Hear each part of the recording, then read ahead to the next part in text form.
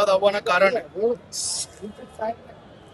તમને સૌ લોકોમાંથી કોઈને બી તમારા મોબાઈલ કે ઇલેક્ટ્રોનિક નો સામાન નીકાળવાનો બી સમય ના મળ્યો. મેં પોતે વિડીયો જોયેલો કે કઈ રીતે પાણી અંદર ઘૂસ્યું અને માત્ર 10-15 મિનિટમાં તો જાણે કે આખું પાણી ભરાઈ ગયું.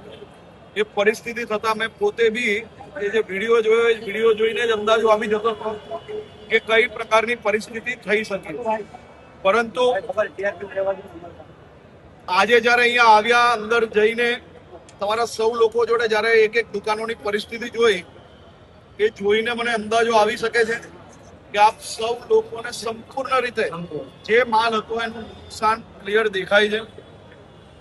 હાલમાં તમે સૌ લોકો જે કોઈ સામગ્રી નિકાલો કે નુકસાન થઈ હોય તેનો એક મોબાઈલથી બી વિડીયોગ્રાફી બધી લઈ રાખજો. હમણાં આખી એક સર્વેની ટીમ અહીંયા આવી રહી છે તાત્કાલિક. એ સર્વેવર જોડે બેસીને જરાક મદદ કરજો. વકીલ સાહેબ તમે બધું તૈયાર કરવાનું બધાને કહેજો છે.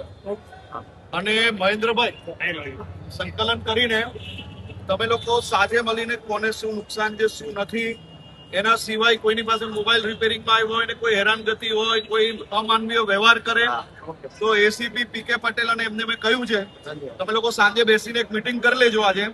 અને કાલે તમને પાછા કલેક્ટર ઓફિસ તમારામાંથી 5 જણ મહેન્દ્રભાઈ અને બીજા આગેવાનો જોડે કલેક્ટર ઓફિસમાં બોલાવશે. હું પોતે ત્યાં બેસીશ અને આપણે લોકો શું કરી શકીએ એની વ્યવસ્થા કાલે બેસીને કરશો.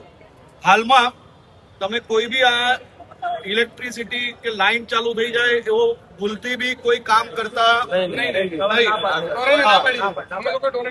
આખું ચેક થઈ જાય પછી જ આપણે ચાલુ કરીએ, જેથી કોઈ રિસ્ક ના રહે. પણ હું તમને હાથ જોડીને વંદન કરું છું.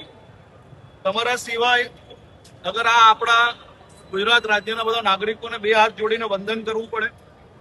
આટલું નુકસાન પછી બી તમે સૌ લોકોની અંદર જે કઈ બી હોય આત્મીયતા છે, એકબીજા જોડેથી આ તકલીફમાંથી બહાર નીકળવાની શક્તિ છે. અને તમે સૌ લોકોએ એક એક વિષય મને સમજાવ્યો, પણ કોઈ બી પ્રકારની ખોટી વાત કે આક્રોશ નથી કાઢ્યો. તે બદલ બી આપણે સૌ લોકો સાથે મળીને શું કરી શકીએ એનો પ્રયાસ કરવાની જવાબદારી અમારી છે ને આપણે સૌ લોકો સાથે મળીને કંઈક કરશો. મુખ્યમંત્રીશ્રીએ બી આજે બેઠકમાં આપણા કેન્દ્રીય મંત્રીને બધા જ બેઠા હતા. એમાં બી માત્ર ને માત્ર એક જ વિષય નક્કી થયું છે, નુકસાની શું છે, કેટલી છે, એકવાર અંદાજો આવે અને એના પરથી આપણે શું કરી શકીએ તે આગળનું પ્લાનિંગ કરી શકીએ. તે માટે આજે અહીંયા આવ્યા હતા. પણ આપણે આ પ્લાનિંગ કાલે બેસીને આજે તમે લોકો જેટલું થાય એટલું સફાઈ કરવો.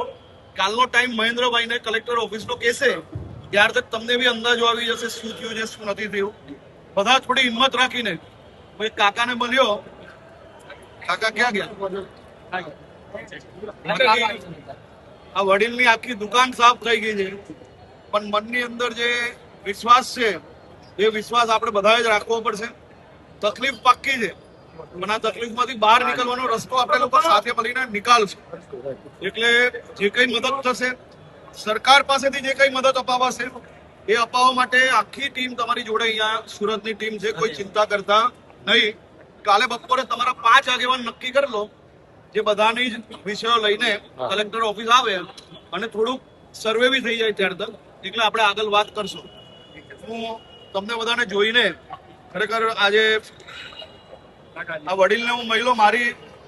મેં અનેક લોકોને અનેક જગ્યાએ જોયા છે, પણ તમે આટલું નુકસાન પછી બી તમારા લોકોમાં આગળ વધવાની શક્તિ બી છે અને સાચા રસ્તે આગળ વધવાની શક્તિ છે.